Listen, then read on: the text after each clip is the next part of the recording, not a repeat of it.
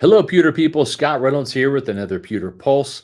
The Bucs began the OTA phase of the 2024 offseason on Tuesday, May 21st at the Advent Health Training Center under some sunny skies and not too warm temperatures with highs in the 80s. There was even a gentle breeze, but there was no Tristan Wirfs. According to ESPN's Jeremy Fowler, Wirfs is not showing up to the voluntary OTAs until his long-term extension with the Bucs is finalized. Now, I'll repeat that OTAs, which are organized team activities, are voluntary. And the Bucs left tackle wasn't the only absent Buccaneer on Tuesday. Wide receiver Mike Evans, defensive tackle Vita Vea were also absent, but both have been to the facility this offseason, and it's customary for them to work out on their own for some or maybe most of the offseason. New outside linebacker Randy Gregory was also absent, and legendary Bucs linebacker Levante David was present, but in street clothes and not participating. So, should we call Wirfs a holdout? And more importantly, should you be concerned about Wirfs' absence? Well, let's further examine what is going on. Remember, the Bucs did pick up Wirfs' fifth-year option, so the Pro Bowl left tackle is under contract for the 2024 season to the tune of $18.244 million. According to Fowler, Wirfs is sitting out the OTAs to avoid getting injured. That's actually a smart move, as all he's guaranteed to get right now is just over $18 million on this fifth-year option, whereas a new multi-year contract will likely come with between $40 million and $70 million in fully guaranteed money, depending on how it all shakes out in negotiations. It's better to be safe than sorry if you are Tristan Wirfs. Now, Bucs head coach Todd Bowles, well, he's in the know about all of this, and he was made aware of the fact that Wirfs was not going to attend Bucs OTAs on Tuesday, and he was okay with that. This is the quote that Todd had to say. "I'm aware that it's voluntary. Me and Tristan had a conversation, plenty of conversations. He's still working out. He's been here all off season, so I'm comfortable with that."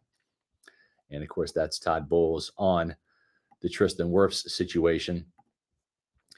When you look at Wirfs' absence, it might be giving some Bucs fans an uneasy feeling, given the fact that linebacker Devin White held out during the OTAs last year and didn't participate in the mandatory minicamp last summer due to his displeasure over the team making him play on his fifth-year option instead of negotiating a long-term contract extension.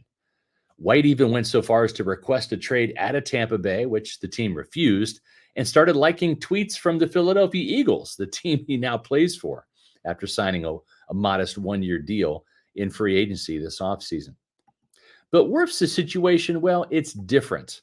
It's a far cry from White's situation last year with his contract.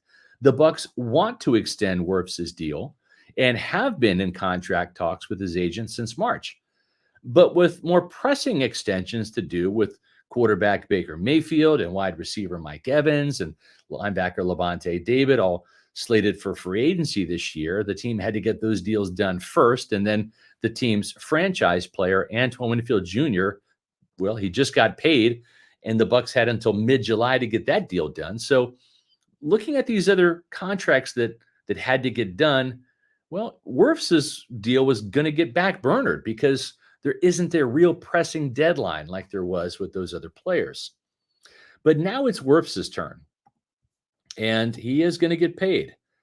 A deal is more than likely going to get done prior to training camp in late July. As I reported, though, in a previous Pewter Pulse video, the Bucs and Wirfs' camp were closing in on a deal to make him the highest paid tackle in the game at over the $25 million that Houston left tackle Laramie Tunsil makes per year, and he gets $50 million in guaranteed money. But then Detroit's all-pro right tackle, Penei Sewell, got a contract extension that pays him an average of not just over $25 million per year, but $28 million per year, featuring nearly $43 million in guaranteed money.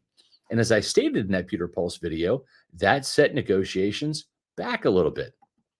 Well, the good news here about all of this is that there's been no hostility between Wirfs and the Bucs like there was a year ago between the team and Devin White, who was making those trade demands. Wirfs has been diligently working out at the Bucs gym this entire offseason, so he's not boycotting the team in any way.